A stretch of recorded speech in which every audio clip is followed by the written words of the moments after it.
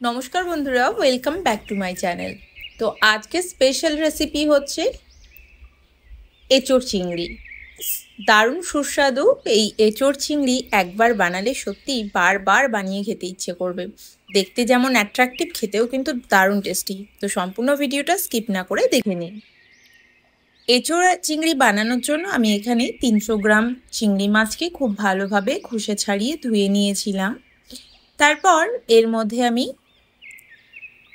1 চামচ পরিমাণ লবণ আর 1 চামচ পরিমাণ হলুদ গুঁড়ো দিলাম। হলুদ আর লবণের সাথে চিংড়ি মাছকে ভালোভাবে মেখে নিচ্ছি।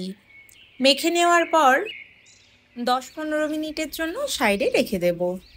এছাড়াও এই রান্নার জন্য আমি এখানে এঁচোড় নিয়েছি, একদম কচি 500 গ্রাম এঁচোড় ছোট ছোট টুকরো করে কেটে ভালোভাবে ধুয়ে নিয়েছি। এরপর এঁচোড়টাকে সরাসরি একটা কড়াইয়ের মধ্যে দিয়ে দিলাম। তার সাথে আলু দিচ্ছি। এখানে আমি 3টে মিডিয়াম সাইজের আলুকে একটু মিডিয়াম শেপে কেটে নিয়েছি খোসা ছাড়িয়ে।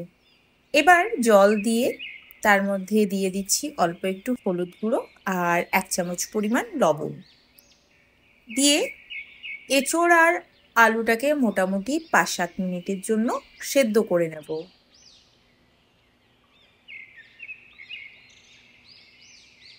এঁচোড় আর আলুটা সেদ্ধ হয়ে গেছে, এবার জল ছাড়িয়ে এগুলোকে আলাদা করে নেব। তারপর রান্নার জন্য একটা কড়াই গরম করে তার মধ্যে পরিমাণ মতন সর্ষে তেল যোগ করলাম। রান্নাটা অবশ্যই সর্ষে তেলেই করার চেষ্টা করবেন। তেল মিডিয়াম ফ্লেমে ধোয়া ছাড়া পর্যন্ত গরম হয়ে যাওয়ার পর এর মধ্যে সেদ্ধ করে রাখা আলুগুলো যোগ করে দিচ্ছি। আলুগুলোকে মিডিয়াম ফ্লেমে 3-4 মিনিট সময় ধরে একটু গোল্ডেন কালার হওয়া পর্যন্ত ভেজে নেব। তারপর আলুগুলোকে অন্য একটি পাত্রের মধ্যে তুলে নিচ্ছি।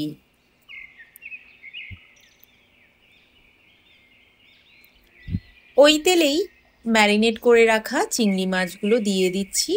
দিয়ে চিংড়ি মাছগুলোকে 1.5 থেকে 2 মিনিট সময় ধরে মিডিয়াম ফ্লেমে ভেজে নেব। খুব বেশি সময় ধরে চিংড়ি মাছ ভাজবেন না, তাতে কিন্তু চিংড়ি মাছটা বেশি শুকনো শুকনো হয়ে যাবে। চিংড়ি মাছের যে একটা জুসি ভাব থাকে সেটা কিন্তু নষ্ট হয়ে যাবে। তো যাই হোক, চিংড়ি মাছ ভাজা হয়ে গেছে। এবার আমি একটা অন্য একটি পাত্রের মধ্যে তুলে নিচ্ছি। রান্নাটার জন্য কড়াইতে আরও একটু তেল যোগ করছি। তেলটা হালকা গরম হয়ে যাওয়ার পর এর মধ্যে দিয়ে দিচ্ছি 2টো তেজপাতা, একটা দারচিনি, 2টো লবঙ্গ, 2টো এলাচ আর দিয়ে দিচ্ছি অল্প একটু গোটা জিরে।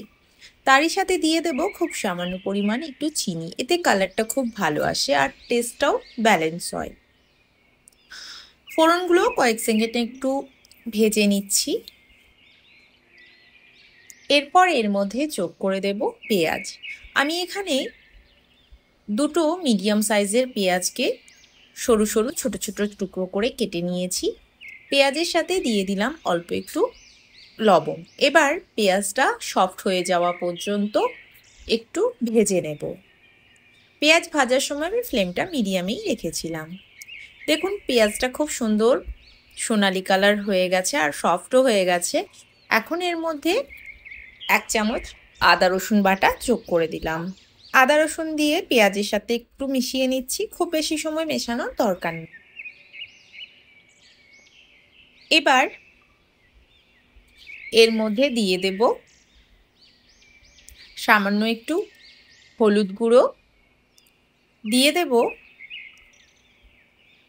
1 চামচ পরিমাণ জিরে গুঁড়ো, ধনে গুঁড়ো, সামান্য একটু লাল লঙ্কার গুঁড়ো আর কালারের জন্য 1 চামচ কাশ্মীরি লাল লঙ্কার গুঁড়ো, এটা জাস্ট কালারের জন্য।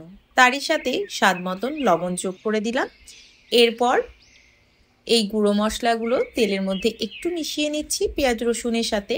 ফ্লেমটা এই সময় কিন্তু অবশ্যই লোতে রাখবেন, না হলে গুঁড়ো মশলাগুলো জ্বলে যাওয়ার সম্ভাবনা থাকে। এবার এর মধ্যে দিয়ে দেব টমেটো বাটা। এখানে আমি 2টো মিডিয়াম সাইজের টমেটোকে মিক্সিতে কোনো রকম জল ব্যবহার না করে বেটে নিয়েছি। আপনারা চাইলে টমেটোটাকে গ্রেটও করে নিতে পারেন। টমেটোটা দিয়ে খুব ভালোভাবে টমেটোর কাঁচা গন্ধ ছেড়ে যাওয়া পর্যন্ত একটু কষিয়ে নিয়েছি।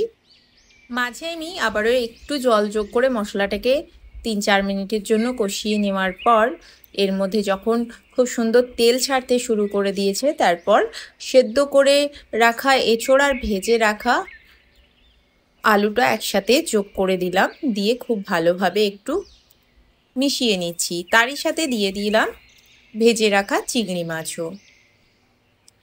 মশলার সাথে সব কিছু মিশিয়ে নেওয়ার পর গ্রেভির জন্য এর মধ্যে যোগ করে দেব জল।